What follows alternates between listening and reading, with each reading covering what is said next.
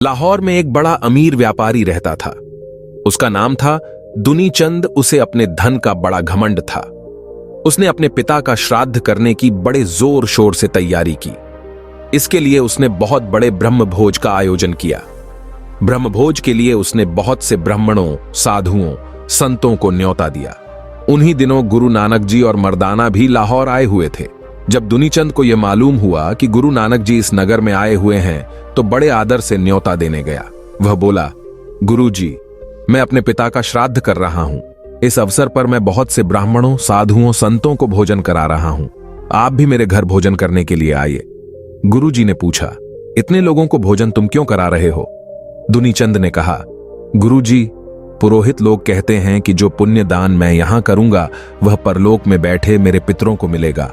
जो भोजन मैं ब्राह्मणों को दूंगा उससे परलोक में बैठे मेरे पिता की भूख मिटेगी। गुरु नानक, जो उसकी बात सुनकर मुस्कुराए और उसके साथ हो लिए। जब गुरु जी और मर्दाना दुनीचंद की हवेली पर पहुंचे तो उन्होंने देखा कि हवेली के दरवाजे पर बहुत सी झंडियां लटकी हुई हैं। उन्होंने पूछा, दुनीचंद, तुमने ये झंडियां क्यों लटकाई हैं? दुनीचंद ने बड़े गर्व से उत्तर दिया, गुरु जी, ये झंडियां मेरी दौलत की सूचना देती है। एक झंडी का मतलब है 1,00,000 रुपया।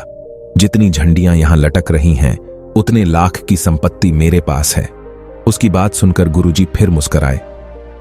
जब श्राद्ध का आयोजन समाप्त हो गया और गुरुजी तथा मर्दाना सेठ दुनीचंद से विदा लेने लगे तो गुरुजी ने उससे कहा, दुनीचंद, मैं तुम्हारे पास अपनी एक धरोहर रखना चाहता हूं। मैं तुम्हें अपनी एक सुई देता हूं। यह मुझे बहुत प्रिय है। इसे तुम अपने पास संभाल कर रख लो।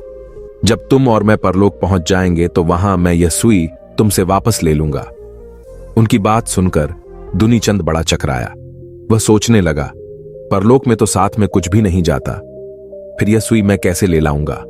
वह बोला, गुरुजी, आपकी बात मेरी समझ में नहीं आई। जब मैं मरूंगा तो मेरी देह भी चिता में जल जाएगी। मेरी आत्मा के सिवा परलोक में कुछ भी नहीं जाएगा। फिर आपकी सुई भला मैं कैसे वहां ले जाऊंगा? देखो, अभी तुम कह रहे थे कि जो भोजन तुम यहां पुरोहित को खिला रहे हो वह परलोक में तुम्हारे पिता के पास पहुंच जाएगा। जी गुरुजी, दुनीचंद बोला।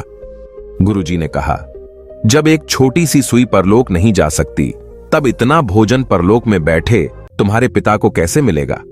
गुरुजी ने उसे समझाते हुए कहा, मेरे भाई, भूखों को भोजन कराना, गरीबों की सेवा करना बहुत अच्छी बात है, परंतु पुरोहितों को इस उम्मीद से भोजन कराना कि वह तुम्हारे पितरों के पास पहुंचेगा, निरा भ्रम और अंधविश्वास है।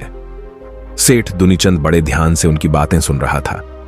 गुरुजी ने फिर कहा, तुम्हें अपने धन का बड़ा अभिमान है, परंतु तुम स्वयं कहते हो कि मरने के बाद साथ नहीं जाता। जब तुम यहां से एक छोटी सी सुई भी अपने साथ नहीं ले जा सकते तो अपने धन का इतना मान क्यों करते हो? गुरुजी की बातें सुनकर दुनीचंद के अंदर की आंखें खुल गईं। उसे अपने धन, अपने अभिमान की निरर्थकता का पता लग गया। उसने गुरुजी के चरणों पर झुककर कहा, गुरुजी, मुझे बताइए कि मैं क्या करूं? अपने धन का सदुपयोग करो, इससे निर्धनों की सहायता करो, इसे लोक कल्याण के कामों में लगाओ। दुनीचंद ने ऐसा ही किया।